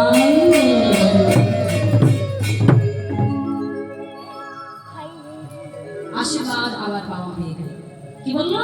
কোন ব্রাহ্মণের বাড়িতে যদি নারায়ণ শিলা থাকে, নারায়ণ শিলা যদি পুজো করা হয়, তাহলে সেই ব্রাহ্মণের বাড়িতে কোনোদিন মা লক্ষ্মীর অভাব থাকবে না। এই কথাটাও শোনা হয়ে গেল। আচ্ছা শোই, আর কি দেখলি? আবার কি দেখলাম জানিস? তার গলায় দেখলাম বনমালা। বনমালা দেখলাম তার গলায়, গোবিন্দের গলা। এ মালা দেশের মালা নয়, এই মালা উঠেছিল কোন দিন? সেই দিন যেদিন সমুদ্র মন্থন হয়েছে। যেদিন সমুদ্র মন্থন হয়েছিল সেই দিন এই বনমালা উঠেছিল। আরো অনেক কিছু উঠেছিল, আরো অনেক কিছু উঠেছিল। কিন্তু আচ্ছা, সমুদ্র মন্থন হয়েছিল কখন? ঋষি দুর্বাসার অভিশাপে মা লক্ষ্মী পাতালে প্রবেশ করেছিল। মানে ঋষি দুর্বাসা অভিশাপ দিয়েছিল যে দেবতাদের সবাই, দেবতারা কি হবে না, তারা সবাই লক্ষ্মীর ছাড়া হয়ে যাবে। স্বর্গের দেবতারা সবাই লক্ষ্মীর ছাড়া হয়ে যায়। তাই কি হয়েছিল না, ঋষি দুর্বাসার অভিশাপে মা লক্ষ্মী পাতালে প্রবেশ করেছিল। তার সেই দিন যেদিন মা লক্ষ্মী পাতাল ভেদ করেছে, সেই দিন সমুদ্র মন্থন হয়েছিল। আর সমুদ্র মন্থন হওয়ার সময় উঠেছিল সর্বপ্রথম কি উঠেছিল? উঠেছিল শঙ্খ, উঠেছিল কামধেনু একটা গাভী, উঠেছিল একটা ঘোড়া, উঠেছিল একটা হাতি, যে হাতিটার নাম হচ্ছে ঐরাবত। উঠেছিল কি? বনমালা। আর সর্বশেষে উঠেছিল বিষ, গরম, হলাহল। তা অমৃত যখন উঠলো, অমৃত সবাই পান করলো, সবাই নিল এক একটা জিনিস, কিন্তু বিষ কি কেউ গ্রহণ করতে চাইবে না? হ্যাঁ, বিষটা কেউ গ্রহণ করতে চাইবে না, তাই? তাই সেই যখন সমুদ্র মন্থন হয়েছিল তখন এই বনফুলের মালা উঠেছিল। সেই বনমালা দেখলাম আমি প্রাণ গোবিন্দের গলে। শুধু তাই নয়, আবার কি হলো? আবার বলি শোন, আরো বলি, আমার গোবিন্দের কথা তোকে আরো বলি, তুই একটু শোন। কি বলছে? আমার কানু সে বিনোদ রায় গো, আমার কানু সে বিনোদ রায় গো, কানু সে বিনোদ রায় গো, আমার কানু সে বিনোদ রায় গো, বিনোদ চিকুরে বিনোদ বনিহা, বিনোদ চিকুরে বিনোদ বনিহা, বিনোদ চিকুরে বিনোদ বনিহা, বিনোদ চিকুরে বিনোদ বনিহা, বনিহা বিনোদ বিনোদ ভাই, বিনোদ বিনোদ ভাই গো, বিনোদ বিনোদ ভাই গো, বিনোদ বিনোদ ভাই গো, বিনোদ বিনোদ ভাই গো, বিনোদ বিনোদ ভাই গো। কি বলছে? বিনোদ চিকুরে বিনোদ বরিহা, বিনোদ চিকুর, চিকুর শব্দের অর্থ হচ্ছে চুল, মাথার কেশ। আবার হচ্ছে বিনোদ বরিহা, বরিহা শব্দের অর্থ হচ্ছে ময়ূর পাখা। ওমা, আমার গোবিন্দের মাথায় কি আছে গো?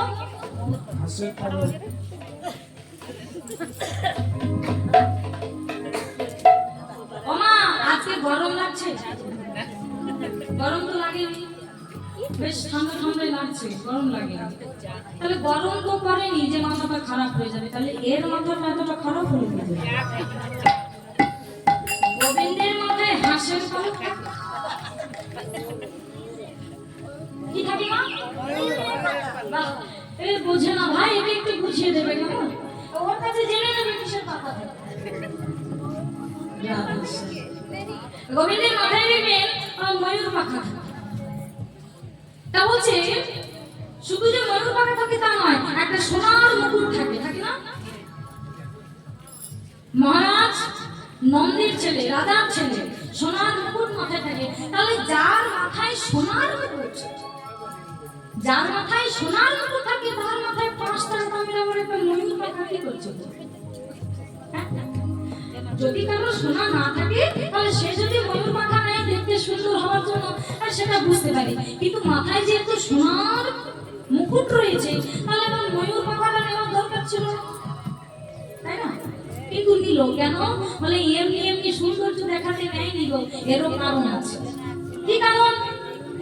ওই ময়ূর পাখাটা মাথায় নিয়ে গোবিন্দ জগতের জীবকে বোঝাতে চাইল, হে জীব, আমার কাছে যদি কেউ আসতে চাও তাহলে সকাম নিয়ে আসলে হয় না বাবা, নিষ্কাম প্রেম চাই। কি প্রেম চাই? নিষ্কাম ভালোবাসা, নিষ্কাম প্রেম, যে প্রেমের মধ্যে কোনো কামনা থাকে না, কোনো বাসনা থাকে না।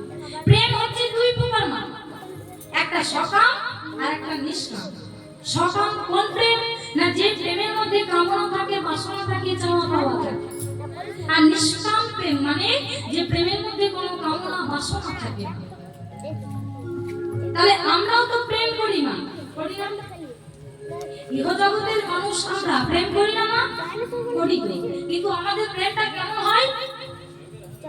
সকাম, মানে আমাদের প্রেমের মধ্যে কামনা থাকে বাবা, বাসনা থাকে, চাওয়া পাওয়া থাকে। কিন্তু ভগবানের প্রেমটা কেমন হয়?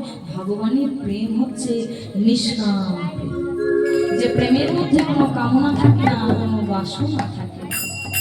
তাই ওই ময়ূর পাখা নিয়ে বোঝাতে চাইছে জগতের জীবকে, কেন না বলছে ময়ূর আর ময়ূরী, ময়ূর আর ময়ূরীর কোনোদিন দেহের মিলন হয় না।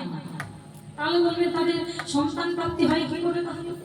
ময়ূর যখন পেখম তুলে নৃত্য করে, ময়ূর যখন পেখমটা তুলে নৃত্য করে, তার শুক্র মাটিতে পতিত হয়, আর ময়ূরী সেই শুক্রটাকে গ্রহণ করে গর্ভবতী হয়। তাহলে গর্ভবতী হয়, কিন্তু ময়ূর আর ময়ূরীর দেহের মিলন কোনোদিন হয় না। এটাকেই বলছে নিষ্কাম প্রেম, যার মধ্যে কোনো কামনা নেই। তাই অর্জুনই ময়ূরের পাখাটা মাথায় নিয়ে জগতের জীবকে দেখাচ্ছে, আমার কাছে আসতে হলে নিষ্কাম প্রেম চাই, সকাম প্রেম হলে কিন্তু আমার কাছে আসা হবে না। এটাই হচ্ছে, বলে আমার গোবিন্দের কথা আর কি বলবো। তার বিনোদ অধরে বিনোদ মুরলী, বিনোদ কপালে বিনোদ তিলক, বিনোদ বিনোদ সাজা, মানে তার সুন্দর কপাল, সুন্দর করে তিলক করেছে, কি সুন্দর সেজেছে, কি সুন্দর মানিয়েছে, গাইছে, কি বলছে? কি বলছে মা? আমার বিনোদ কপালে বিনোদ তিলক, বিনোদ বিনোদ ওই বিনোদ কপালে বিনোদ বিনোদ, বিনোদ বিনোদ সাজে। ওই বিনোদ কপালে বিনোদ তিলক, বিনোদ বিনোদ সাজে। ওই বিনোদ কপালে বিনোদ তিলক, বিনোদ বিনোদ সাজে। সুন্দর করে সেজে উঠেছে। বিনোদ কপালে বিনোদ তিলক, ত্রিলোক। গোবিন্দের কপালে আমি ত্রিলোক দর্শন করলাম। আর বিনোদ অধরে, অধরে মানে হচ্ছে বিনোদ অধরে বিনোদ মুরলী, বিনোদ বিনোদ বাজা, বিনোদ কোটিতে বিনোদ ধুতি, বিনোদ বিনোদ সাজা। বিনোদ মানে সুন্দর এবং নতুন। তা আমার গোবিন্দের রূপ শ্রীমতী রাধারানী আমার বর্ণনা করলেন। বর্ণনা করার পর সখীদেরকে বলছে, ওরে সখী, যে রূপ আমি দর্শন করে এসেছি, সেই রূপ দর্শন করে আমি জগৎ ভুলে গেছি। সেই রূপ দর্শন করে এখন আমার হৃদয়ে প্রেম জাগরিত হচ্ছে। আমি তাকে ভালোবেসে ফেলেছি, কিন্তু আমি যদি জানতাম গোবিন্দকে ভালোবেসে আমার এই দশা হবে, তাহলে কি আমি প্রেম করব? তাকে ভালোবেসে আজ আমার এমন দশা হয়েছে আর কোনো জায়গায় রইতে পারি না। কি আর বলবো তার কথা, এখন মনে হয় তাকে যদি আমি দর্শন করতে না পারি তাহলে বোধহয় আমার এই দেহের মধ্যে এই প্রাণটাই আর থাকবে না। তাহলে আমার এই দেহের মধ্যে প্রাণটা থাকবে না। বলছে থাকবে কি করে? আমাদের প্রত্যেকটা দেহের প্রাণ হচ্ছে আমার গোবিন্দ। কি মা, তাই তো? এই দেহের প্রাণ হচ্ছে আমার গোবিন্দ। তাহলে গোবিন্দকে যদি না পাই তাহলে দেহে কি প্রাণ থাকবে? হ্যাঁ, প্রাণ থাকবে না। তাই বলছে শোনো, দেহে প্রাণ যদি রাখতে চাও, প্রাণের শান্তি যদি রাখতে চাও, জীবনের সুখ যদি রাখতে চাও, তাহলে এইখানে সেইখানে ছুটাছুটি না করে তোমরা কৃষ্ণ নাম করো। মনে রাখবে, সারা জীবন ধরে যে বিষয় সম্পত্তি আমরা তৈরি করি, মানুষ যখন মারা যায় তখন এই বিষয় সম্পত্তি কিন্তু আমাদের সাথে যায় না। কি মা যায়? ও মা, ঘুম আসছে? হ্যাঁ, ঘুম আসছে? রাধেশ্যাম বলে মাঝে মাঝে একটা করে ভজন না গাইলে এই ঘরে ঘুম তো আসতেই থাকবে নাকি? আর মাঝে মাঝে একটা করে ভজন হলে মায়েদের ঘুমটা ছেড়ে যায় নাকি মা? তাহলে গাইবো নাকি? ও মা, আজকে তো শেষ নয়, এখন থেকে ঘুমালে হবে না। এ তো সবে শুরু। এ কাল হয়েছে আর আজ হয়েছে, এখনো তো কাল বাকি আছে। আবার কাল তো হবে, পরশুদিন দিনের বেলায় আবার ঘুমাতেও পারবে না। পরশুদিন আবার দিনের বেলা সকাল থেকে নাকি? তাহলে ঘুমালে তো হবে না মা। ঘুমিয়ে ঘুমিয়ে জীবনটা তো চলেই গেল। অর্ধেকটা জীবন তো ঘুমিয়ে ঘুমিয়েই পার হয়ে গেল। কি বলে? আর অর্ধেকটা আছে নাকি? তাহলে সেই অর্ধেকটাও যদি এইভাবে চলে যায় তাহলে মানব জন্মটা বৃথা হয়ে যাবে না বাবা? হ্যাঁ, বৃথা হয়ে যাবে। তা মানব জন্মটা পেয়েছি কৃষ্ণ ভজনা করবার জন্য, তা সংসার করছি, সব কিছু করছি, আর কৃষ্ণ ভজনা করছি না, তাহলে এই জন্মটা বেকার হয়ে গেল, তাই না? তাই এই জন্য বলছে বেকার করো না জন্মটা। মনে রেখো, একমাত্র সম্ভব হচ্ছে হরিনাম। তাই জীবনে আর যাই কিছু করো, হরিনাম ভুলে যেও না। তাই যাই কিছু করো না কেন, গাইবে মুখে। কি গাইবে? হরিনামে একেবারে বলো না, কৃষ্ণ নামে একেবারে বলো না,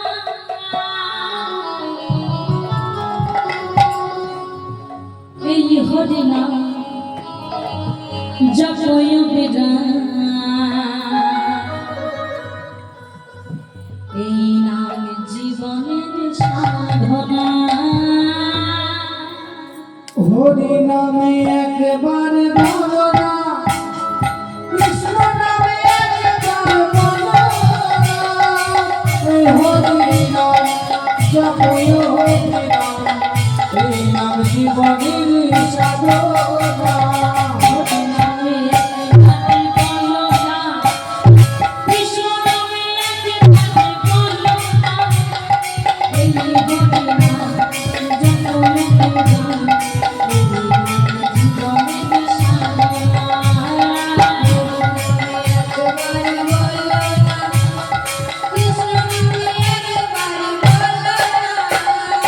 এই নাম জীবনের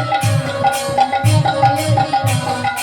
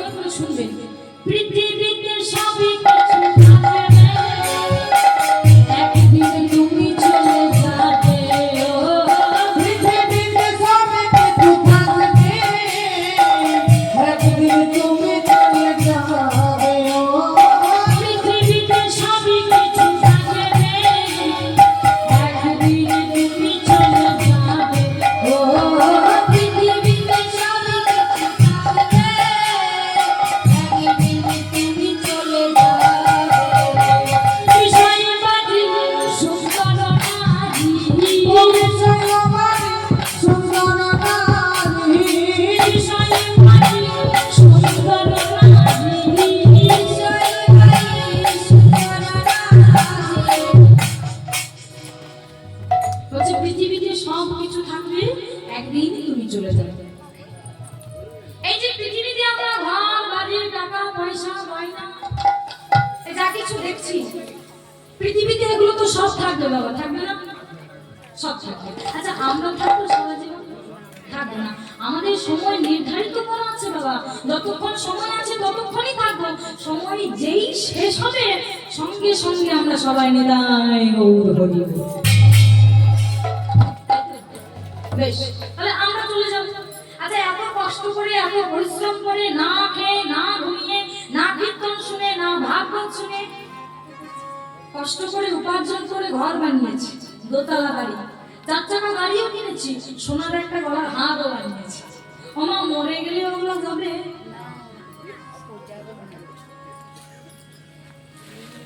দোতলা বাড়িটা যাবে? 4 চাকা গাড়িটা? সোনার গয়নাটা দেবে? তাও দেবে না। মেটাই গৌর হরি বল। আচ্ছা এত গ্রাম ঘুরে ঘুরে, শহর ঘুরে ঘুরে, জায়গা ঘুরে ঘুরে একটা সুন্দরী রমণী দেখে বিবাহ করেছি। যখন বিয়ে করতে যাই হঠাৎ করে গিয়ে তো আর বিয়ে হয় না, 2-4 জায়গা দেখে ভালো যে নারী দেখতে হবে, যে নারী সব থেকে সুন্দর, যাকে পছন্দ হবে তাকে বিবাহ করে এনেছি। আচ্ছা স্বামী যখন মারা যায় তখন ওই সুন্দরী স্ত্রীটার সাথে যায় বাবা? বলছে যায়। তোমার তো বিয়ে হয়নি, তুমি জানতে কি করে? ওর তো বিয়ে হয়নি, কি বাবা আপনারা বলুন, সুন্দরী বউটা যাবে সাথে স্বামী মরে গেলে? নেতাই গৌর হরি বল। তাহলে এই জগতে কিন্তু কেউ কারো নয় বাবা, মেয়ে বলুন, ছেলে বলুন, স্ত্রী বলুন কিংবা স্বামী, এই জগতে কেউ কারো নয়। এর জন্যই বলছে যে বিষয়ে বাজে সুন্দর নারী, বিষয়ে বাজে সুন্দর নারী, বিষয়ে বাজে সুন্দর নারী, বিষয়ে বাজে সুন্দর নারী, সঙ্গে কিছুই যাবে না। ধ্বনি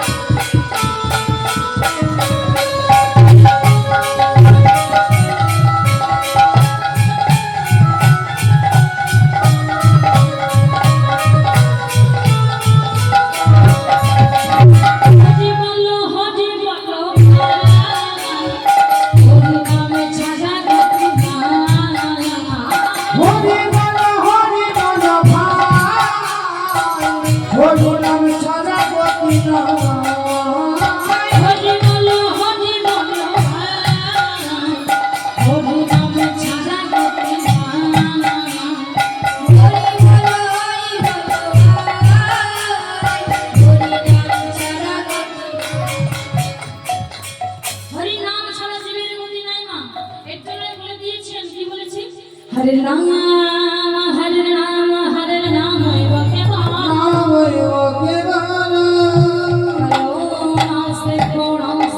नास्ते को गते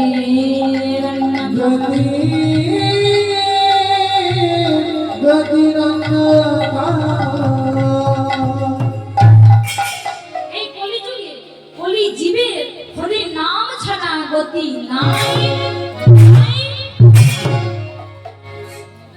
হরিনাম ছাড়া কিন্তু আমাদের গতি নাই, এই কথাটা মনে রাখতে হবে। এর জন্যই বলছে যে যতক্ষণ পর্যন্ত জীবন আছে, নিঃশ্বাসটা আছে, ততক্ষণ পর্যন্ত একটু আনন্দ করে হরি হরি রাখবে। কেননা নিঃশ্বাসে তো বিশ্বাস নাই, আর নিঃশ্বাস যদি চলে যায় তখন আরো হরি বলা হবে না। আর হরি যদি বলা না হয় তবে এই মানব জন্মটা বৃথা হয়ে যাবে। এর জন্যই বলছে হরি বল হরি বল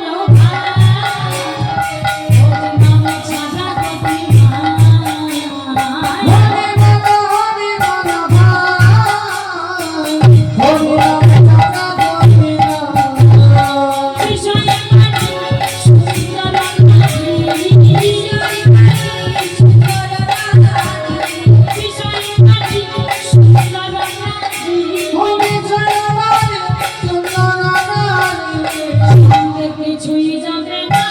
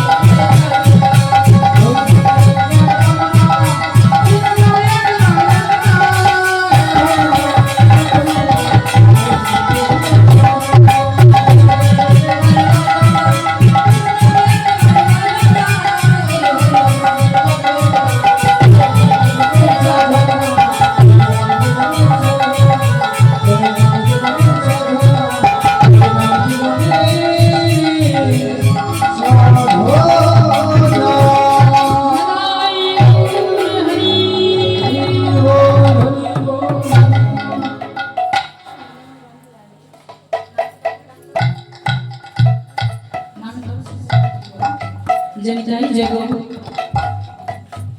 শ্রীমতী রাধারানী আমার সখীদের কাছে গোবিন্দের রূপ বর্ণনা করার পর সখীদেরকে বলছে ওরে সখী কি আমার আমার হৃদয়ের অবস্থা, এই হৃদয়ের কথা বলে বোঝানো তো সম্ভব না। তার রূপ দর্শন করে এসেছি সেই সকালবেলা, সারাদিন পেরিয়ে গেল। আমি এমন ঘরে বসবাস করি যে ঘরে বসবাস করে আমি কৃষ্ণ কথা বলতে পারি না, কৃষ্ণ নাম শ্রবণ করতে পারি না। এমনকি কৃষ্ণ বদন মনে করবে বলে আমি নীল বসন অঙ্কে দিতে পারি না। এই তো আমার অবস্থা। তা সেই সকালবেলায় আমি গোবিন্দ দর্শন করেছি, আত্মাটাকে দর্শন করতে পারি না। তাই তোরা যদি কৃপা করে আমার কোনো উপায় করে দিস তাহলে তোদের কাছে আমি কৃতজ্ঞ। শ্রীমতী রাধারানী আমার বসে বসে কাঁদছে। রাধারানীর কান্না শুনে সখীরা তারা মনে মনে কষ্ট পাচ্ছে। কেন না, রাধারানী হচ্ছে তাদের প্রাণ সখী। সখী যদি কষ্ট পায় তাহলে সখীরা কি ভালো থাকতে পারে না? ভালো থাকতে পারে না। তাই কি করলো, বলে রাধে এখন তো গোবিন্দ মিলন করা তোর সাথে সম্ভব নয়, এক কাজ কর, তুই গোবিন্দকে যেমন যেমন তুই বলেছিলি, মানে তুই যেভাবে যেভাবে আমাদেরকে ওই গোবিন্দের রূপের বর্ণনা দিয়েছিলি, এই দেখ না তোর মুখের কথা শুনে শুনে ঠিক সেইভাবে আমি আমার চিত্রপটে তোর ওই গোবিন্দের রূপটি অঙ্কন করেছি। তুই যেমন করে বলেছিলি, তোর গোবিন্দ যেরকম দেখতে তুই বলেছিলি, আমি আমার হৃদয় দিয়ে চেষ্টা করেছি, আমার সর্বস্ব দিয়ে চেষ্টা করেছি সেইভাবে ওই গোবিন্দের রূপটা ফুটিয়ে তোলা। দেখ না রাধে, এইরকমই কি দেখতে তোর বধূ? দেখ না এইরকম দেখতে কি তোর প্রাণ বধূ? তাই রাধারানী বলছে ওরে সখী এমন সময় তো গোবিন্দ মিলন আর আমার সাথে হবে না, সেই ভাগ্য তো আমার নেই। তা তুই যখন আমার গোবিন্দকে শুনে শুনে এঁকেছিস রে, তার ওই রূপ দর্শন করে আমি আমার হৃদয়টা জানাবো। তাই কি করলো না, শ্রীমতী রাধারানী সখীদের সেই আঁকা চিত্রপটটি হাতে নিয়ে রাধারানী দু চোখ ধরে ওই গোবিন্দের চিত্রপট দর্শন করছে। যাই হোক, তাই আজ চিত্রপটে শ্রীমতী রাধারানী এবং প্রাণ গোবিন্দের আমার মিলন হয়েছে। শ্রীমতী রাধারানী চিত্রপটে গোবিন্দের সাথে মিলন হলো। তাই সখীদের সামনে শ্রীমতী রাধারানী আনন্দতে গাইতে লাগছে আমার শ্রী গোবিন্দের নাম, শ্রীকৃষ্ণের নাম। তিনি গাইছেন হরি ওম হরি হরি ওম হরি হরি ওম হরি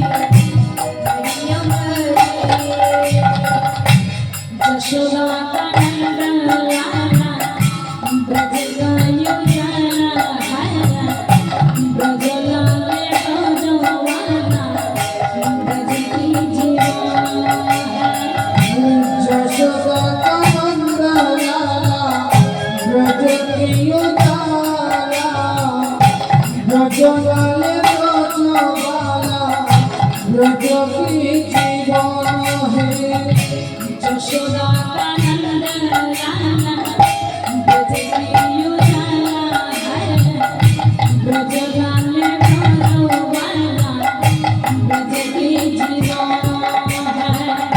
যশোদা কানন্দ লালা ব্রজ কি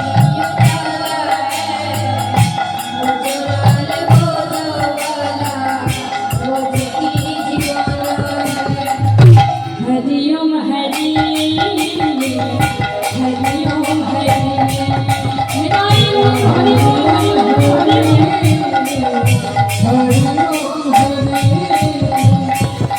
ओम हरि हरि ओम हरि हरि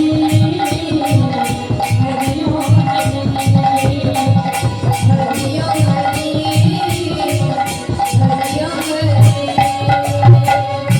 সত্যম সনাতন নিত্যম নিরঞ্জন ভয় ভগবান জন হে নন্দন হরে ছোট সনাতন নিত্য নিরঞ্জন ভব ভব ভঞ্জন হে নন্দলা সত্যম সনাতন নিত্যম নিরঞ্জন ভব ভগবান হে নন্দন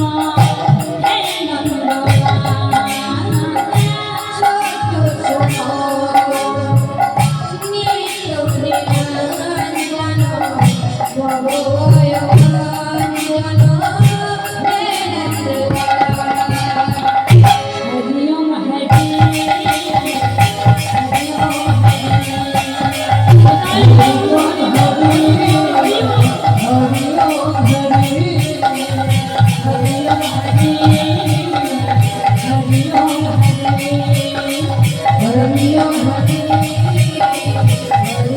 हरि हरि ओम हरि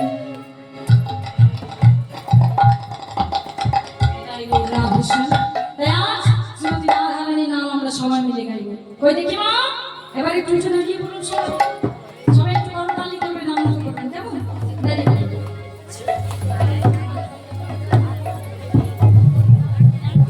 ও মিঠি রসে ভরলি রাধা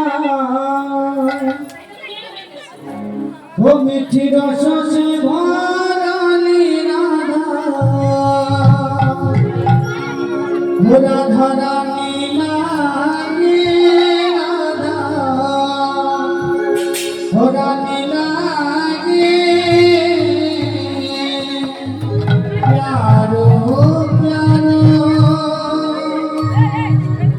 प्यारो प्यारो जमुना जी को पानी रानी हो मिठी Hãy subscribe cho kênh Ghiền Mì Gõ